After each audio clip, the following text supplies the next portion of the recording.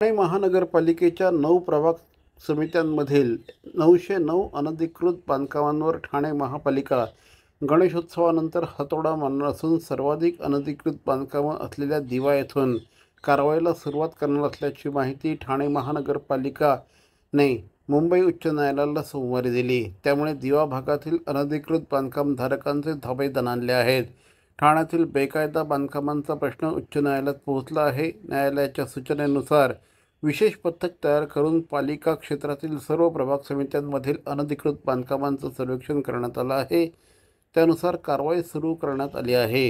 या संदर्भात पालिकेच्या अतिक्रमण विभागाचे अधिकाऱ्यांशी संपर्क साधला असता गणपतीनंतर पोलीस बंदोबस्त उपलब्ध होणार असल्याचं सांगितलं। सध्या पाऊस आणि गणपती सण असल्याने कारवाई होणार नाही। दरम्यान दिव्यामध्ये आढळलेल्या बेकायदी बांधकामांमध्ये अनधिकृत गोदामांचा देखील समावेश असल्याचं सांगण्यात आलं आहे। नौपाडा कोपरी परिसरामध्ये 10, वागळे एस्टेट परिसरामध्ये 7, लोकपालनगर सावरकर नगर परिसरात 16, वर्तनगर प्रभाग समितीमध्ये 14, माजीवाडा मानपाडा 34, उथळसर 14, कळवा 42, मुंब्रा 32 आणि दिवा 740 अशी अनधिकृत बांधकामांची संख्या आहे।